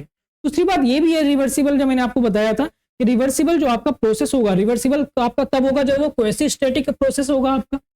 तो क्वासी-स्टैटिक ऑलमोस्ट स्लो प्रोसेस होता है, बहुत ही स्लो प्रोसेस होता है। इसका मतलब वहां पे जो आपका लॉस ऑफ एनर्जी होगा वो लगभग मिनिमम आपका होगा, या फिर आपका नेग्लिजिबल जीरो आपका होगा। इसके कारण जो भी आप प्रोसेस कर रहे हैं वो ऑलमोस्ट स्टैटिक प्रोसेस होगा। रिवर्सिबल प्रोसेस अगर है तो आपका, तो नेट इफेक्ट इस पे पड़ने वाला नहीं। तो डिसिपेशन इफेक्ट जो है, जो कि आपका फ्रिक्शन के कारण हो सकता है, या फिर आपका और जो आपकी कंडीशन है जैसे कि लॉस आपका हो गया एनर्जी का, वो इसमें चीजें देखने को आपको नहीं मिलेंगी। दूसरी बात आगे है हमारे पास में, reversible cycle can change its direction of loop by reverting all the condition and effect within the cycle. बहुत इंपॉर्टेंट है कि सारी की सारी जो कंडीशन आपकी हो रही है उन कंडीशन को आप रिवर्स कर दीजिएगा, इफेक्ट जो है उनको रिवर्स कर दीजिएगा। इफेक्ट का मतलब जैसे हीट रिलीज हो रही तो हीट आप गेन कर दें, वर्क आपका देना पड़ रहा है तो वर्क आपको मिल जाए, तो दैट इज द इफेक्ट। आप रिवर्स कर दें, कंडीशन रिवर्स कर दें, अपोजिट कर दें, इफेक्ट को अपोजिट कर दें एग्जैक्टली, तो पूरी जो साइकिल है वो आपकी रिवर्स आपकी हो जाएगी। जैसे मैंने यहाँ पे रेड कलर में शो किया, तो रेड कलर में अगर है तो साइकिल आपकी क्लॉकवाइज बन जाएगी, जबकि वो पहले कैसे थी, एंटी क्लॉकवाइज थी। तो अगर आपका इफेक्ट जो है वो रिवर्स कर देते हैं तो that is called reversible cycle. आपकी रिवर्स आपकी हो जाएगी, लूप जो है, लूप जो डायरेक्शन आपकी बन रही है वो डायरेक्शन रिवर्स हो जाएगी। Reversible process is carried out infinitely slow with A finitely gradient so that energy state pass by the system is an equilibrium state. तो यहाँ पे एक टर्म और आ गई है इक्विलिब्रियम स्टेट। तो जितना भी आपका प्रोसेस आपका हो रहा है उन प्रोसेस के बीच में इन बिटवीन जितनी भी आपको सब स्टेट मिल रही हैं या फिर इंटरमीडिएट स्टेट्स आपको मिल रही हैं, वो सब इक्विलिब्रियम स्टेट को रख रही है, इक्विलिब्रियम स्टेट को शो कर रही है। इक्विलिब्रियम स्टेट मैं आगे भी बताऊंगा क्या होगी, जिसमें आपका नेट इफेक्ट, ये समझिए नेट इफेक्ट चेंज जीरो हो, मतलब कोई भी आपका इफेक्ट ना पड़ रहा हो सिस्टम के ऊपर, कोई भी फर्क ना पड़ रहा हो, आपकी जो प्रॉपर्टी है वो कुछ समय के लिए आपकी कांस्टेंट रह रही है, वो लगातार चेंज नहीं हो रही है। So that is called equilibrium state. उसमें कोई ग्रेडियंट आपका नहीं होगा। तो ये सभी चीज आपस में जुड़ी हुई है। समझने के लिए वन बाय वन एक एक पॉइंट मैंने आपको समझा दिया, बहुत आसानी से आपको समझाने की कोशिश की है। आगे बात करते हैं नॉन रिवर्सिबल साइकिल की। नॉन रिवर्सिबल साइकिल को आप इरिवर्सिबल साइकिल बोलते हैं, जैसे कि नाम से है कि वो रिवर्सिबल नहीं होगा। तो कोई भी प्रोसेस देख सकते हैं यहाँ पे, अगर मान लेता हूं मेरे पास में प्रोसेस 1 से 3 है, 1 से 3 जाने के लिए मेरे पास में 2 रास्ते हैं, मतलब वो आपका जो प्रोसेस है वो आपका कैसा रिवर्सिबल नहीं है, रिवर्सिबल प्रोसेस नहीं है। 3 से जब आप वापस आ रहे हो तो वापस आने के लिए आपको जो रास्ता लेना पड़ेगा वो आपका 3 से 1 ये वाला रास्ता होगा। तो अब यहाँ पे आप ध्यान से देख सकते हैं कि लगातार अगर आप देखें तो 1 से 2 जाने का रास्ता ठीक है, और 2 से 3 जाने का वो भी सही है, पर 3 से 1 आने का वो चेंज हो गया है, 3 से 1 आने का चेंज हो गया। तो यहाँ पे आप देखते हैं तो 2 प्रोसेस आपके चेंज हो गए हैं। जाने वाला 1 से 3 है, जब 3 से 1 आने वाला है, पर जब आप रिवर्स होंगे तो आपका 3 से 1 आपका चेंज हो गया। मतलब कि कोई सा भी अगर एक प्रोसेस अगर आपका इरिवर्सिबल हो जाता है, जो कि रिवर्स नहीं हो पा रहा है या नहीं होने की कंडीशन में है कि वो हो नहीं सकता आपका रिवर्स, उस केस में आपके 2 प्रोसेस आपके चेंज अपने आप हो जाएंगे। अब जो मेरे पास में साइकिल बनेगी वो आपके पास जाने वाली कौन सी होगी, मान लीजिए जाने वाली मेरे पास है 1 1 से 2, 2 से 3, 3 से 1। बट जो अगर आने वाली बात करता हूँ तो आने वाली मेरे पास में कैसे है, अब यहाँ पे मैं शो कर रहा हूँ 1 से, ये मैं ऐसे रिवर्स कर रहा हूँ 1 से, जो रेड कलर है वो मैंने चेंज कर दिया 1 से 3। आप 1 से 3 गए हैं, 3 के बाद 2 गए हैं, 2 से 1 आए, मतलब कि आपका जो रिवर्स कर रहे हैं तो रिवर्स में 3 से 2 तो रिवर्स हो जा रहा है, 2 से 1 भी रिवर्स हो जा रहा है, बट आप 1 से 3 को जब रिवर्स कर रहे हैं तो वो दूसरा पाथ, पहले वो ए पाथ यू फॉलो कर रही थी, अब ये बी पाथ फॉलो कर रही है, तो बी पाथ से वो वापस होगा।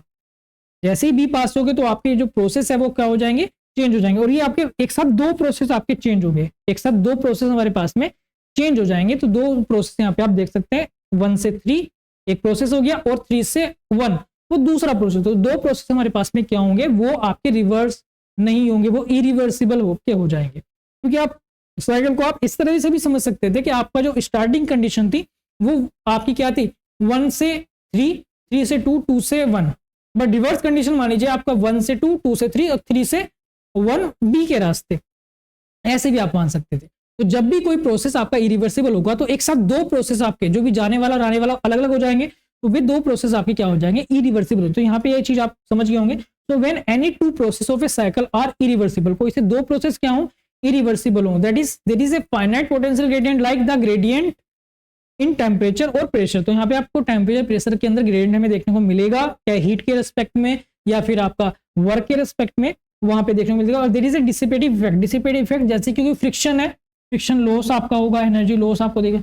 This cycle is known as irreversible cycle. तो यहाँ पे बिल्कुल उसका अपोजिट हो जाएगा कि कोई से दो प्रोसेस, मिनिमम दो, मैक्सिमम आपके कितने भी हो सकते हैं, तो मिनिमम दो प्रोसेस आपके क्या होने चाहिए, इरिवर्सिबल प्रोसेस होने चाहिए। तो उससे जो साइकिल आपकी बनेगी that is called non reversible cycle, उसको हम क्या बोलेंगे, नॉन रिवर्सिबल साइकिल हम बोलेंगे। आगे देखते हैं हमारे पास में बात करते हैं थर्मोडायनामिक इक्विलिब्रियम की। तो थर्मोडायनामिक इक्विलिब्रियम भी बहुत इंपॉर्टेंट है, इसके बेसिस पे आपका क्वेश्चन आता ही आता है, मतलब शॉर्ट आंसर टाइप क्वेश्चन। इस वाली जो आपकी जो आज का जो लेक्चर है इससे आपके 2 से 3 क्वेश्चन आपके बनते हैं, जिनमें आपका स्टार्टिंग में आ जाए या फिर आपका एंड सेमेस्टर एग्जाम में आ जाए, तो इससे क्वेश्चन आपका आता ही आता है। तो शॉर्ट आंसर टाइप क्वेश्चन इससे बहुत इंपॉर्टेंट है। दूसरा, आगे जो भी चीज मैं आपको समझाऊंगा उनको तभी आपको समझ में आएगा जब आज का लेक्चर में जो भी चीज मैंने बहुत बारीकी से आपको समझाई है उनको आप बहुत आसानी से समझ सकते हैं और आपको याद कर सकते हैं। अगर इसमें भी अगर आपको कंफ्यूजन होगा तो फिर ये प्रॉब्लम हो सकती है। तो आप रिपीट करके देख सकते हैं लेक्चर को, मैंने 1 बाय 1 सभी स्टेप्स को 1 बाय 1 करके बताया है, बहुत आसानी से, बहुत आसान आराम से ये लेक्चर में ले रहा हूँ आपको। बाकी वो जो लेक्चर में बहुत तेजी से लेता हूँ, पर ये जो लेक्चर मैं आपको ले रहा हूँ बहुत आसानी से आपको ले रहा हूँ ताकि आपको समझ में आता चल जाए। थर्मोडायनामिक इक्विलिब्रियम की बात करते हैं, it is A stable state. सबसे इंपॉर्टेंट बात है एक स्टेबल स्टेट, जैसे मैं बता रहा था कि आपका जो प्रोसेस चेंज होगा तो इंटरमीडिएट जो आपके पॉइंट हैं वो कुछ समय के लिए वो स्टेबल हो जाए, मतलब कुछ समय के लिए ऐसा लगे कि वो चेंज नहीं हो रहे हैं, तो that is called stable state. तो वहां पे स्टेबल स्टेट होगी और that is called thermodynamic equilibrium. कोई प्रोसेस मैं करता हूँ, प्रोसेस के बाद में प्रोसेस कोई स्टेट मुझे मिल जाती है, अगर स्टेट रखने के बाद में वो लगातार चेंज हो रही है पर कुछ समय बाद तो रुक जाएगी। जैसे कि अगर मैं बात करूँ तो अपने पास कोई कप है, उसके अंदर टी है, टी स्टार्टिंग में गर्म है, पर अगर आप उसको सराउंडिंग में रख दें, मान लीजिए टेबल पे मैंने रख दिया है, तो कुछ समय बाद आप देखते हैं कि टेम्परेचर जो है वो धीरे धीरे कम होता रहेगा। कम होते होते टेम्परेचर आपका एक पॉइंट पे जो कि सराउंडिंग के टेम्परेचर के बराबर है, मान लीजिए 30 डिग्री सराउंडिंग का टेम्परेचर है, तो कुछ समय बाद स्टार्टिंग में वो 70 था, 70 डिग्री सेल्सियस था टी का टेम्परेचर, और बाद में वो टेम्परेचर कितना हो जाएगा, बाद में मान लीजिए 30 डिग्री जो कि सराउंडिंग का टेम्परेचर है उतना आपका टेम्परेचर हो जाएगा जो कि आपका सराउंडिंग का है। पर जब आप देख सकते हैं बाद में वो 30 डिग्री पे बहुत लंबे समय तक रह सकता है, क्योंकि उस समय पे कोई नेट इफेक्ट इसमें देखने को नहीं मिला। पर इसका मतलब ये नहीं कि हीट ट्रांसफर नहीं हो रही, हीट अभी भी ट्रांसफर हो रही होगी। ये सब मैं आपको जब HMT पढ़ाऊंगा तब भी आपको ये चीज लेके चलूंगा, हीट ट्रांसफर आपकी हो रही होगी, बट उस केस में उसका जो नेट इफेक्ट है वो आपका क्या होगा, 0 आपका होगा। मतलब कि आपको ये लगेगा कि टेम्परेचर चेंज नहीं हो रहा है। आप ऐसे भी समझ सकते हैं जितनी हीट एग्जिट कर रही है उतनी हीट गेन भी कर रहा है साइमल्टेनियस एक ही समय पे, उसके लिए जो आपका नेट इफेक्ट है वो आपका 0 होगा। ये तभी होता है जब आपका थर्मोडायनामिक इक्विलिब्रियम होता है। जैसे ये स्लाइड है, स्लाइड को अगर मैं कंप्रेस करता हूँ, यहाँ पे मैं अगर कंप्रेस करके फोर्स लगाता हूँ तो फोर्स लगाने के कारण क्या होगा, ये मूव करनी चाहिए, मान लीजिए मूव नहीं कर रही है। इसका मतलब क्या है कि जितनी फोर्स इसके ऊपर मैं अप्लाई कर रहा हूँ उतनी रिवर्स में फोर्स भी अप्लाई हो रही है, अपने आप इंटरनली हो रही है। तो that is the Newton's third law, every reaction is opposite and equal reaction. तो ये अगर फोर्स के रिस्पेक्ट में आपको समझ में आ रहा है, तो फोर्सेस लगी हुई है, अपोजिट डायरेक्शन में लगी हुई है दो फोर्सेस, एक तो मैं लगा रहा हूँ, दूसरा अपने आप बॉडी लगा रही है मेरे हाथ पे। तो इस कंडीशन में मैं ये नहीं कह सकता कि भाई अगर मूव नहीं कर रही इसका मतलब इसके फोर्स नहीं लगी हुई, फोर्स लगी हुई हो सकती है, बट नेट इफेक्ट क्या है, नेट इफेक्ट आपका 0 है। नेट इफेक्ट हमारा क्या है कि ये मूव नहीं कर रही पर फोर्सेस लगी हैं, इसका मतलब नेट इफेक्ट जो है दोनों फोर्सेस के आपस में इक्वल है। उसी तरह से आप कह सकते हैं कि हमारे पास में केमिकल रिएक्शन, जैसे कि आप देख सकते हैं कि आप H2 + Cl2 से आप इस तरह की इक्वेशन आप यूज करते होंगे, और इक्वेशन को लिखने का तरीका भी उसमें अलग हो जाता है। यहाँ पे आप इरिवर्सिबिलिटी का साइन लगाते हो, ये आपका इरिवर्सिबिलिटी का साइन, सॉरी माफ कीजिएगा, रिवर्सिबिलिटी का साइन, रिवर्स होगा ना तो रिवर्सिबिलिटी का साइन है। तो यहाँ पे 2HCl हमारा बन जाएगा, 2HCl यहाँ पे बन जाएगा। तो इसका मतलब ये है कि H2 और Cl2 मिलके HCl बना रहे हैं, बट इसका मतलब ये नहीं है कि भाई रिएक्शन हो ही नहीं रही है या फिर रिएक्शन कुछ समय होके रुक गई है। रिएक्शन अभी भी चल रही है। क्यों चल रही है? क्योंकि देखो HCl रिवर्स हो रहा है, रिटर्न हो रहा है, किसमें? H2 और Cl2 में भी। इसका मतलब लगातार हाइड्रोजन और क्लोरीन मिलके हाइड्रोक्लोरिक एसिड बना रहे हैं, ऊपर हाइड्रोक्लोरिक एसिड डिसोल्व भी हो रहा है, टूट भी रहा है, डिकम्पोज भी हो रहा है, किस में? H2 और Cl2 में भी। तो दोनों प्रोसेस लगातार आपके चल रहे हैं, पर दोनों के अंदर प्रोसेस स्टार्टिंग में हमें लगे, मान लीजिए स्टार्टिंग में आपके पास HCl नहीं है तो लगातार HCl लगेगा, आपको HCl बन रहा है, पर कुछ समय बाद आप देखेंगे कि HCl जितना बनना था वो रुक गया और H2 और Cl2 की मात्रा भी कांस्टेंट हो गई। उस समय पे क्या होगा? रिएक्शन चल रही है, हमें देखने में लगेगा रिएक्शन नहीं हो रही, बट रियल में क्या होगी? दोनों रिएक्शन हो रही होंगी, पर दोनों की जो डायरेक्शन के अंदर जो प्रोडक्ट आपके बन रहे हैं दोनों के लिए वो सेम बन रहे हैं। इसका मतलब जितना भी आपका है नेट कंपोजिशन चेंज वो आपको देखने को नहीं मिलेगा। इसी तरह से यहाँ पे आप देख सकते हैं, मान लीजिए मेरे पास में ये कोई आइस क्यूब है और यहाँ पे ये क्या कर रहा है? स्टीम में कन्वर्ट आपका हो रहा है, भाप है। अब दोनों को मैंने क्या किया? एक क्लोज्ड आपके सिस्टम के अंदर कवर करके रखा हुआ है। तो यहाँ पे हम देख सकते हैं आइस जो है वो स्टीम में कन्वर्ट हो रहा है और उसी समय पे स्टीम जो है आइस में भी कन्वर्ट हो रहा है। तो फेज जो है लगातार कांस्टेंट रह रहा है। फेज की जो मात्रा है, कंपोजिशन है, मास है, वो चेंज नहीं हो रहा है। बट इसका मतलब ये नहीं कि फेज चेंज नहीं हो रहा, फेज चेंज हो रहा है, बट दोनों केसेस में क्या है? दोनों केसेस में जो फेज चेंज का रेट है वो सेम है। जितना आपका मास आइस का स्टीम में कन्वर्ट हो रहा है उतना ही स्टीम का आइस में भी कन्वर्ट हो रहा है। यहाँ पे एक टर्म आ जाएगी ट्रिपल पॉइंट, वो मैं आपको बताऊंगा आगे, जिसमें तीनों फेजेस आपके कोएग्जिस्ट करते हैं। तीनों फेजेस आपके किसी भी सब्सटेंस के लिए होता है ट्रिपल पॉइंट। तो ट्रिपल पॉइंट के ऊपर तीनों फेजेस आपके अवेलेबल होते हैं, मतलब एक ही टेम्परेचर प्रेशर की कंडीशन के ऊपर आपको तीनों फेजेस देखने को मिल जाएगा। एक ही स्टेट के ऊपर आपको तीनों phases mill, that is called triple condition या ट्रिपल स्टेट या ट्रिपल पॉइंट बोलते हैं उसको। वो सब में हम एक्सप्लेन करेंगे आगे। बहुत चीजें हैं, थर्मल इंजीनियरिंग बहुत इंपॉर्टेंट सब्जेक्ट है, बहुत बेसिक सब्जेक्ट है, मतलब कि इसमें बहुत छोटी छोटी चीजें इतनी ज्यादा हैं कि अगर आप क्वेश्चन बनाना चाहिए उससे भी आगे बड़ा क्वेश्चन आप बना सकते हैं, मेजर क्वेश्चन आप बना सकते हैं। और एग्जाम के पॉइंट ऑफ व्यू से साथ साथ में आपका जो कॉम्पिटिशन एग्जाम्स हैं उसके पॉइंट ऑफ व्यू से बहुत इंपॉर्टेंट आपका थर्मल इंजीनियरिंग का है।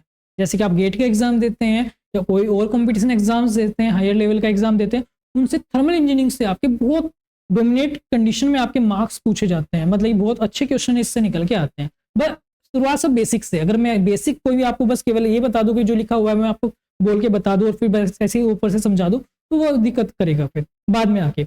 इसलिए मैं आपको थर्मोडायनेमिक्स जो आपका सब्जेक्ट है बहुत इंपॉर्टेंट है। इसी के बेस पे आपके आगे वाले सब्जेक्ट जो है, जैसे मैंने बता रहा हूँ अप्लाइड थर्मोडायनेमिक्स है, हीट एंड मास ट्रांसफर है, रेफ्रिजरेशन एयर कंडीशनिंग हो गया, heating ventilation and air conditioning आपका हो गया, तो वो सब बहुत इंपॉर्टेंट रहते हैं आपके पास सब्जेक्ट है। इसके साथ साथ आईसी इंजन आपके अलग से सब्जेक्ट आपका बन जाता है।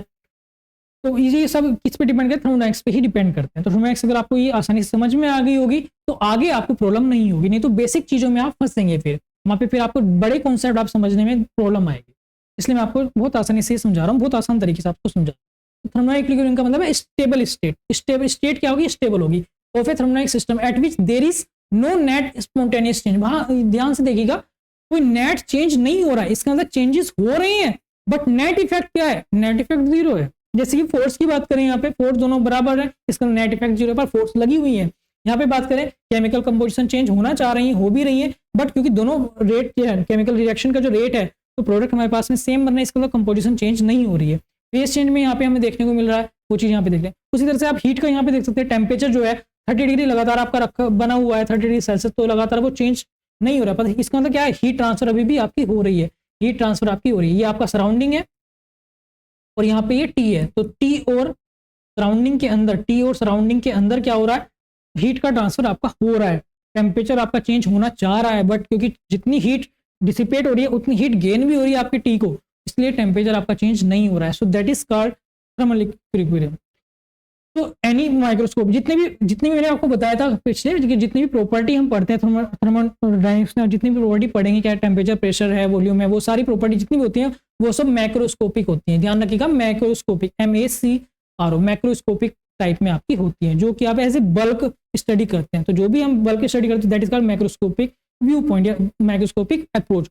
तो पूरी थर्मोडायनेमिक्स में मैक्रोस्कोपिक, MACRO, मैक्रोस्कोपिक ही हम पढ़ते हैं। If the system is isolated from its surrounding, अगर सराउंडिंग से उसको आइसोलेटेड हम कर दें, उस केस में हमारे पास में कोई स्पॉन्टेनियस चेंज देखने को नहीं मिलता है, that is called stable state, और that stable state is called thermodynamic equilibrium. An isolated system always reach at a state of thermodynamic equilibrium in course of time, कुछ समय लगता है। जैसे मैंने टी का एग्जांपल लिया, तो स्टार्टिंग में टी का जो टेम्परेचर था 70 था, पर बाद में वो 30 पे आके रुक गया है। रुकने का मतलब इसका मतलब हीट ट्रांसफर हो रहा है, बट आपका नेट इफेक्ट 0 है। Can never be depart from it spontaneous, और उसको आप एकदम से अलग नहीं कर सकते। मतलब कि अगर आपको अलग करना है, मतलब 30 डिग्री है तुरंत तो आप 10 पे लेके आए, तो ऐसा पॉसिबल नहीं है। जैसे मैंने आपको बताया भी था कि अगर आप घर से चले हैं, कॉलेज के लिए आए, तो इन बिटवीन आपने कुछ पॉइंट के ऊपर, लोकेशन के ऊपर ट्रैक करके हुए आप आए हो। ऐसा नहीं कि आप अभी वहां पे अवेलेबल थे, अब तुरंत आप यहाँ पे अवेलेबल हो जाए, ऐसा पॉसिबल आपका नहीं होगा। रियल कंडीशन में ऐसा पॉसिबल नहीं होता है। तो वही चीज यहाँ पे भी है, अगर आपने चेंज किया है प्रेशर का, टेम्परेचर, कोई से भी प्रॉपर्टी चेंज की, तो लगातार एकदम से नहीं, कि एकदम से वो क्या होगा, आपका 1 बार था और एकदम से वो 2 बार हो जाएगा। 1 से 2 जाने के लिए उसको धीरे धीरे बढ़ना पड़ेगा। तो 1.1, 1.2 इस तरह से, इसके भी इन बिटवीन 1.11, 1.112 इस तरह से वो बढ़ता है। A system is said to be thermodynamic equilibrium if it satisfies the following equilibrium condition। तो कोई भी प्रोसेस, कोई सा भी आपका कंडीशन है, अगर वो थर्मोडायनेमिक इक्विलिब्रियम कंडीशन कहेंगे हम, इसका मतलब क्या है, वो चारों कंडीशन जो मैंने यहाँ पे बताई है वो चारों के चारों अप्लाई होनी चाहिए। मतलब कि ना तो उसमें थर्मल हीट ट्रांसफर आपको देखने को, हीट ट्रांसफर रेट आपका सेम रहना चाहिए, उसका कोई नेट इफेक्ट नहीं होना चाहिए, ना ही उसके अंदर कोई अनबैलेंस फोर्स आपकी हो, ना ही उसके अंदर कोई केमिकल रिएक्शन हो रही हो, ना ही यहाँ पे कोई फेस चेंज आपका हो रहा हो, नेट फेस चेंज आपका नहीं होना चाहिए। तो that is called thermodynamic equilibrium. तो थर्मोडायनेमिक इक्विलिब्रियम तभी कहा जाएगा जब वहां पे थर्मल इक्विलिब्रियम होगा, मैकेनिकल इक्विलिब्रियम होगा, केमिकल इक्विलिब्रियम होगा और फेज इक्विलिब्रियम होगा। मतलब कि थर्मल इक्विलिब्रियम का मतलब टेम्परेचर कांस्टेंट रहना चाहिए, टेम्परेचर चेंज नहीं होना चाहिए। जैसे कि यहाँ पे देख सकते हैं 30 डिग्री सेल्सियस आपका कांस्टेंट टेम्परेचर है, कोई फोर्स नहीं लगी होनी चाहिए। फोर्स ना लगने का कारण क्या है, जैसे कि मैं बात करूं तो प्रेशर आपका कांस्टेंट रहना चाहिए, प्रेशर चेंज नहीं होना चाहिए। केमिकल रिएक्शन की बात हो तो कोई केमिकल चेंज, कोई कंसंट्रेशन जो है, सी जो है उसकी कंसंट्रेशन चेंज नहीं होनी चाहिए, या फिर मास जो है वो आपका चेंज नहीं होना चाहिए। उसी तरह से यहाँ पे फेस की जो मास है वो आपका चेंज नहीं होना चाहिए।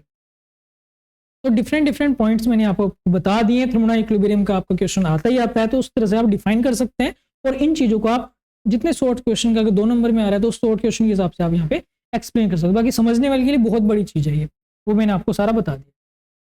आगे बात करते हैं थर्मोडायनेमिक इरिवर्सिबिलिटी। थर्मोडायनेमिक इरिवर्सिबिलिटी जैसे कि मैंने अभी आपको बताया, रिवर्सिबल और इरिवर्सिबल प्रोसेस।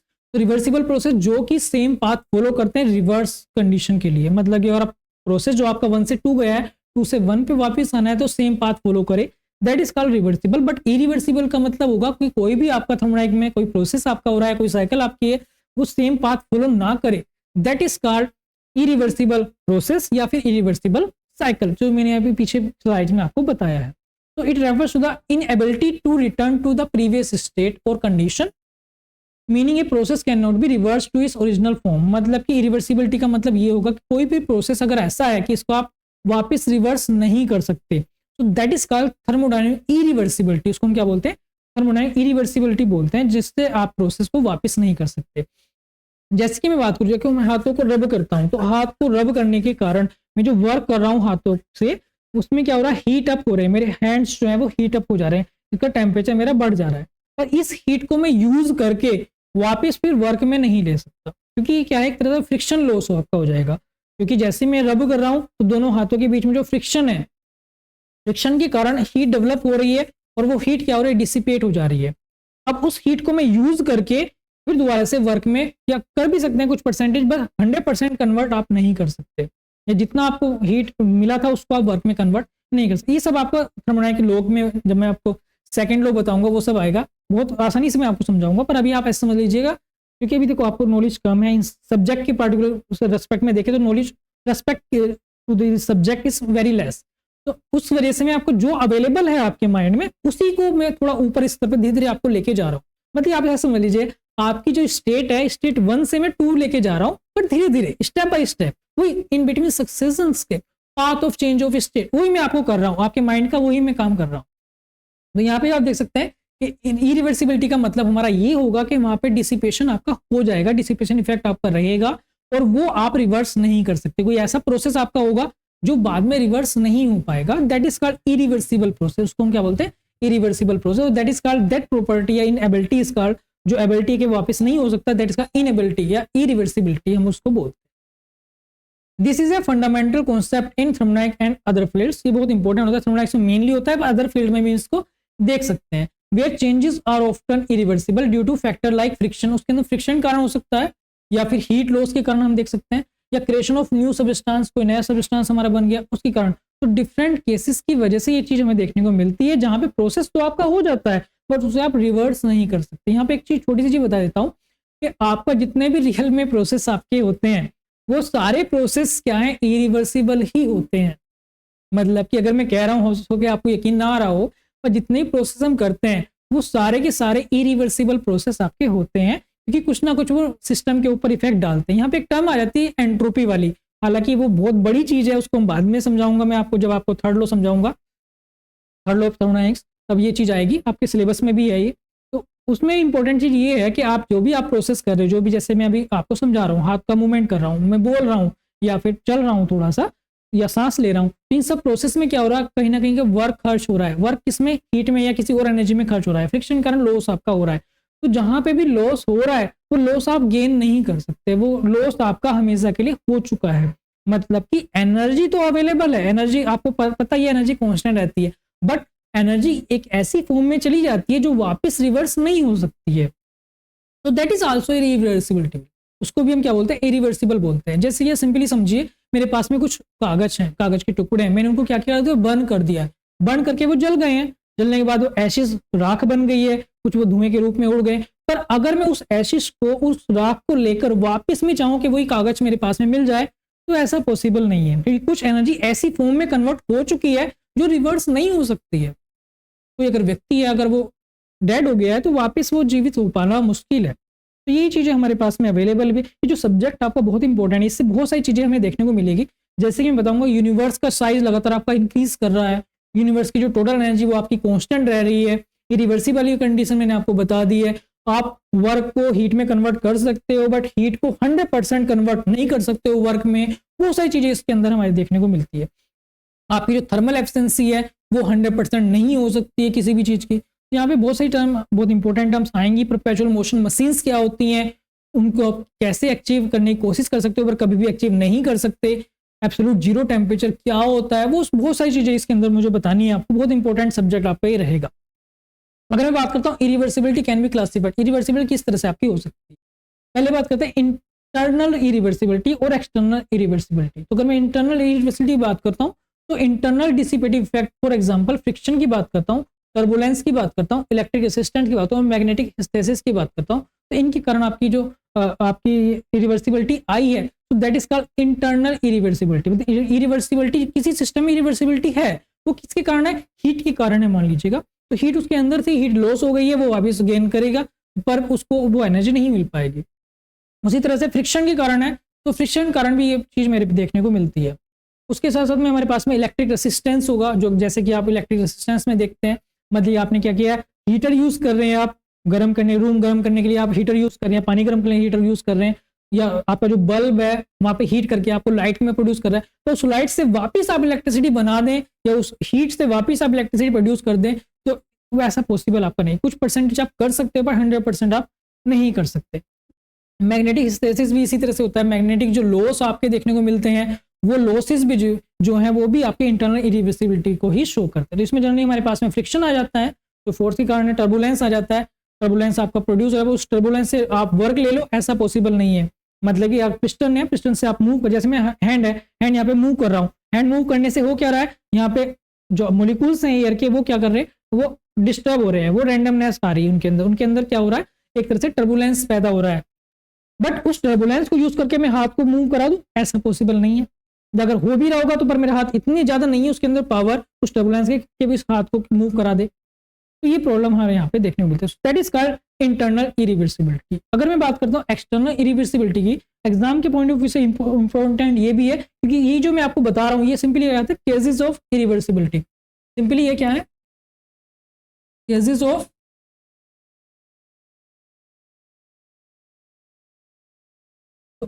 इरिवर्सिबिलिटी। तो इरिवर्सिबिलिटी जो आपकी होती है वो यहाँ पे आप देख सकते हैं, इरिवर्सिबिलिटी आपकी जो है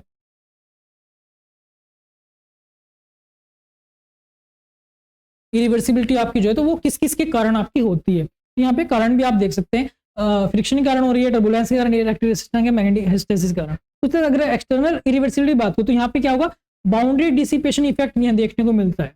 मतलब कि बाउंड्री के ऊपर एक ऐसा प्रोसेस हुआ है, एक ऐसा ऑपरेशन हुआ है जिसके कारण इरिवर्सिबिलिटी आ गई है। जैसे सिंपली हीट, मान लीजिए हीट ट्रांसफर हो रहा है, यहाँ पे क्या हो, हीट लॉस आपका हो गया। तो अगर हीट लॉस आपका हो गया तो हीट लॉस होने के कारण जो है वो एक्सटर्नल इरिवर्सिबिलिटी कही जाती है, क्योंकि कोई ना कोई आपका जो ऑब्जेक्ट है वो हीट ले रहा होगा। जैसे कि मैं यहाँ भी बात करूँ, यहाँ पे अगर हीटर लगा हो तो हीटर क्या है, हीट को रिजेक्ट करेगा और हीट कहाँ पे जाएगी, सराउंडिंग में चली जाएगी, एटमोस्फेयर में चली जाएगी। तो that is the loss of heat loss और आपका हो जाएगा, that is called external irreversibility. उसी तरह से यहाँ पे हम देख सकते हैं मैकेनिकल इरिवर्सिबिलिटी देख सकते हैं, जहाँ पे आपको क्या होगा, प्रेशर ग्रेडियंट हमें देखने को मिलेगा। जहाँ पे भी आपका प्रेशर ग्रेडियंट का मतलब क्या होता है, इसी डायरेक्शन में चलने के या फिर मूव करने के बाद जो है आपका चेंज हो जाए, कोई भी प्रॉपर्टी अगर आपकी चेंज हो, दैट इज कॉल्ड ग्रेडियंट। तो यहाँ पे प्रेशर है तो इसका मतलब प्रेशर डीपी अपॉन, मान लीजिए डिस्टेंस जो है वो dx है, तो dp अपॉन dx आपका होगा। तो यहाँ पे मूव करने के बाद आप देख सकते हैं यहाँ पे क्या है हमारे पास में, प्रेशर चेंज। मतलब यहाँ पे देखते हैं 1 पॉइंट है, यहाँ पे 2 पॉइंट है, तो 1 और 2 के बीच में जो प्रेशर है वो चेंज है, बीच की डिस्टेंस। तो प्रेशर जो है आपका यहाँ पे आप देख सकते हैं that is P2 minus P1, और जो टोटल डिस्टेंस है दैट इज डेल्टा x। तो इनका जो रेशो रहेगा वो आपको अवेलेबल होगा और ये आपका जीरो नहीं होगा। तो that is called mechanical irreversibility. पर यही मैं एक चीज यहाँ पे बता दूं, मैं जो पीछे आपको बता रहा था जिसमें मैंने आपको थर्मोडायनामिक इक्विलिब्रियम बताया, तो यहाँ पे आप देख सकते हैं यहाँ पे क्या लिखा हुआ है, मैकेनिकल इक्विलिब्रियम में क्या है, अनबैलेंस्ड फोर्स। यहाँ पे क्या है, अनबैलेंस्ड फोर्स है, वो आपकी अवेलेबल नहीं होनी चाहिए, नो अनबैलेंस्ड फोर्स। और यहाँ पे आपके पास क्या है, अनबैलेंस्ड फोर्स आपकी होगी, प्रेशर कांस्टेंट नहीं होगा, प्रेशर आपका चेंज होगा। तो दोनों अपोजिट है, थर्मोडायनेमिक इक्विलिब्रियम जो है वो डिस्टर्ब आपका हो गया है अगर वहां पे इरिवर्सिबिलिटी आपकी होगी तो, या फिर जब तक वो इरिवर्सिबिलिटी आपको पूरी तरह से जीरो नहीं हो जाती है तब तक आप थर्मोडायनेमिक स्टेट आप नहीं ले पाएंगे, तब तक वो चेंज होता रहेगा। जैसे मैं अगर आपको सिंपली समझा रहा था, अब देखो चीजों की जो समझने की जो लैंग्वेज है वो अलग है और आपका जो प्रैक्टिकल है वो अलग है, बट दोनों है एक ही चीज। समझिए कैसे, जैसे मैं बता रहा हूँ प्रेशर आपका, प्रेशर जो है पी पॉइंट पे आपका 1 atm है, और P2 पॉइंट के जो ये यहाँ पे दो डिस्टेंस है, P2 पॉइंट के ऊपर वहां पे 1.1 atm आपका है। तो दो प्रेशर आपके अलग अलग प्रेशर हैं, बट ये प्रेशर आपके ऐसे नहीं रह सकते। मतलब कि मैं कहूँ कि ये भी आपका थर्मोडायनामिक इक्विलिब्रियम है, ये आपका थर्मोडायनामिक इक्विलिब्रियम है, तो अलग अलग हो सकते हैं, बट जब मैं इनको एक ही जगह पे कंसिडर कर रहा हूँ, जैसे इसी रूम के अंदर 2 पॉइंट अगर मैं ले रहा हूँ तो ऐसा पॉसिबल आपका नहीं होगा। अगर हम कोई जो हाई प्रेशर वाला, मान लीजिए आपका कोई बैलून है जिसके अंदर प्रेशर ज्यादा है, अगर वो ब्रस्ट होता है, वो फूट जाता है, तो क्या होगा, प्रेशर रिलीज आपका हो जाएगा। प्रेशर रिलीज होने का मतलब क्या होगा, डिसिपेट आपका हो जाएगा, पूरे के पूरे रूम में आपका वो फैल जाएगा। तो बाद में प्रेशर क्या है, एक सब फिर दोबारा से आपको मेंटेन हो जाएगा। वो प्रेशर जो भी इन बिटवीन रहे वो अलग बात है, पर प्रेशर जो है जब इन दोनों को मैं मिक्सअप करता हूँ तो जो प्रेशर आपका बनेगा वो प्रेशर इनके इन बिटवीन कोई पॉइंट आपका होगा वो उस प्रेशर पे आपका होगा। बट आप ऐसे नहीं कह सकते कि दोनों हमारे पास में एक ही स्टेट है, थर्मोडायनामिक इक्विलिब्रियम है, और उसके अंदर प्रेशर आपके अलग अलग होंगे, ऐसा पॉसिबल नहीं होगा। प्रेशर हमेशा एक कॉमन प्रेशर आपका मिलेगा, वो यहाँ पे आप देख सकते हैं। तो इरिवर्सिबिलिटी आपकी क्रिएट हो जाएगी अगर आपका प्रेशर ग्रेडियंट है, तो इरिवर्सिबिलिटी जब तक खत्म नहीं होगी तब तक थर्मोडायनेमिक इक्विलिब्रियम आपको नहीं मिल पाएगा। तो ये है आपका, जब तक प्रेशर आपका कांस्टेंट नहीं हो पाएगा, दोनों को मिला के कॉमन प्रेशर आपको नहीं मिल पाएगा, तब तक वो इरिवर्सिबिलिटी इसमें रहेगी। उसी साथ साथ में हमारे पास में थर्मल इरिवर्सिबिलिटी रहेगी, जो कि आपका टेम्परेचर के लिए। इसी तरह से आप टेम्परेचर देख सकते हैं कि टेम्परेचर जो है आपका लगातार चेंज हो रहा है, अलग अलग पॉइंट के ऊपर टेम्परेचर है, और जब आप उन्हें आप एक साथ मिक्सअप करते हो तो जब तक वो कॉमन टेम्परेचर आपको नहीं मिल पाता है तब तक आपका वो नहीं मिल पाएगा, तब तक आपको टेम्परेचर कॉमन आपको नहीं मिल पाएगा, तब तक इरिवर्सिबिलिटी रहेगी। तो सिस्टम खुद चाहता है कि आप एक इक्विलिब्रियम कंडीशन में पहुंचे, बट इक्विलिब्रियम कंडीशन में पहुंचने से पहले वो एक प्रोसेस से गुजरता है जो जिसमें क्या होगा, इरिवर्सिबिलिटी वो रिलीज करने की कोशिश करता है, इरिवर्सिबिलिटी कम से कम करने की कोशिश करता है। उसी तरह से यहाँ पे केमिकल इरिवर्सिबिलिटी देख सकते हो, दो सब्सटेंस जो केमिकल रिएक्शन कर सकते हैं तो आपस में केमिकल रिएक्शन करेंगे, और कंपोजिशन जो है, कंसंट्रेशन जो है वो आपका चेंज होगा। मतलब यहाँ पे मूवमेंट आपका होगा, रिएक्शन आपकी होने लगेगी। रिएक्शन होने के बाद जितनी रिएक्शन आपकी हो सकती है पॉसिबल उतना होने के बाद फिर वो आपको क्या होगा, थर्मोडायनेमिक इक्विलिब्रियम कंडीशन आपको मिल जाएगी, या फिर आपको केमिकल इक्विलिब्रियम आपको मिल जाएगा। तो डिफरेंट आपको जो इक्विलिब्रियम वो आपको अचीव हो जाएंगे। तो अगर एग्जाम में आता है कि केसेस ऑफ इरिवर्सिबिलिटी क्या क्या होती है, तो इरिवर्सिबिलिटी के जो केसेस हैं उसमें आप ये बता सकते हैं कि इंटरनल इरिवर्सिबिलिटी के जो केसेस हमारे पास में फ्रिक्शन है, टर्बुलेंस है, इलेक्ट्रिक रेसिस्टेंस और मैग्नेटिक हिस्टेरेसिस है, और एक्सटर्नल में हमारे पास में हीट डिसिपेशन इफेक्ट है। इस तरह से मैकेनिकल इरिवर्सिबिलिटी में हमारे पास में प्रेशर ग्रेडियंट है, थर्मल इरिवर्सिबिलिटी में हमारे पास टेम्परेचर ग्रेडियंट है, और हमारे पास में केमिकल इरिवर्सिबिलिटी के कारण हमारे पास में फाइनाइट ग्रेडियंट। तो सबसे जो इंपॉर्टेंट है वो सारा ओवरऑल अगर हम देखें, अगर ओवरऑल की जगह में एक ही पॉइंट लिख दूं कि इरिवर्सिबिलिटी का मतलब क्या है, इरिवर्सिबिलिटी का सेम जो मतलब आपका होता है वो सिंपली आपका फ्रिक्शन से होता है। और फ्रिक्शन एक ऐसा चीज है जिसको आप खत्म नहीं कर सकते। किसी भी ऑब्जेक्ट के अंदर फ्रिक्शन होता है। मैं आपको अगर पढ़ा रहा हूं तो आपको पढ़ने का मन नहीं कर रहा है, तो यहाँ पे भी एक फ्रिक्शन क्रिएट हो रहा है जो कि एनर्जी लॉस कर रहा है। मतलब कि आपका माइंड कोशिश कर रहा है, आपकी आंखें देख रही हैं वीडियो को, बट आप पढ़ाई पे कंसंट्रेट नहीं कर पा रहे हो। That is the loss, that is a loss of energy, that is a loss of energy due to the friction. तो फ्रिक्शन का मतलब ये नहीं कि दो सरफेसेस के बीच तक सीमित है, फ्रिक्शन किसी भी तरह का आपका हो सकता है जहां पे एनर्जी लॉस आपकी हो रही है। तो मेनली जो इरिवर्सिबिलिटी का रीजन आपका होता है दैट इज योर फ्रिक्शन। तो ये आपका फ्रिक्शन ही है जिसके कारण आपका इरिवर्सिबिलिटी आ रही है। और इरिवर्सिबिलिटी का मतलब होगा कि ऐसी जगह एनर्जी लॉस आपकी हो रही है जिसको आप रिवर्स नहीं कर सकते हैं। तो ये सारी चीजें मैंने आपको आज बता दी। तो जो भी आपके पॉइंट बहुत आसानी से मैंने आपको समझाए हैं, बहुत सिंपल वे में, बहुत सिंपल एग्जांपल्स लेके आपको समझाए हैं, इनको आप दोबारा से आप वीडियो रिपीट करके आप देख सकते हैं, बहुत आसानी आपको दोबारा से समझ में आ जाएगा। कोई अगर पॉइंट में फिर भी कंफ्यूजन आपको होता है तो आगे कुछ लेक्चर्स में और लूंगा, तब आपको चीजें क्लियर होती रहेंगी। तो ये चीजें रिपीट आपकी होती रहेंगी। आज जितना मैंने आपको लेंथी लेक्चर आपको लिया है, बहुत बारीकी से हर एक टॉपिक समझाया है, वो आगे फिर आपको समझ में आसानी से समझने की बहुत आसानी पड़ेगी। नेक्स्ट जो मेरा लेक्चर रहने वाला है उसमें मैं प्योर सबस्टेंस को आपको समझाऊंगा क्या होता है। फिर टू प्रॉपर्टी रूल जिसके ऊपर मैं भी बात कर रहा था, ग्राफ मैंने भी आपको बताने सिखाया नहीं है, वो भी मैं सिखा दूंगा। तो टू प्रॉपर्टी रूल आपको आएगा। फिर पॉइंट फंक्शन क्या होते हैं, पाथ फंक्शन क्या होते हैं, एग्जैक्ट और इनएग्जैक्ट डिफरेंशियल क्या होता है, वो सब मैं बात करने वाला हूँ। और लास्ट में कॉन्सेप्ट ऑफ क्वांटिनम वो भी मैं आपको समझाऊंगा। तो इस तरह से डिफरेंट जो भी आपके टॉपिक्स रहने वाले हैं वो मैं कल डिस्कस करूँ। कल भी बहुत इंपॉर्टेंट, या नेक्स्ट लेक्चर जो मेरा इंपॉर्टेंट रहेगा उसमें भी बहुत इंपॉर्टेंट टॉपिक्स मेरे पास में रहने वाले हैं। जो भी आपके फ्रेंड्स ये सब्जेक्ट पढ़ रहे हैं उनको आप अधिक से अधिक शेयर कीजिएगा, लाइक कीजिएगा, सब्सक्राइब कीजिएगा। और ये जो सब्जेक्ट मैं आपको बता रहा हूँ इनको अधिक से अधिक शेयर कीजिएगा, क्योंकि हमारा जो एल्गोरिथम सक्सेस क्लासेस है वो हमेशा आपके साथ है, एक बहुत सिंपल वे में आपको ये समझाने की कोशिश में रहता है। ठीक है, thank you very much for watching this video.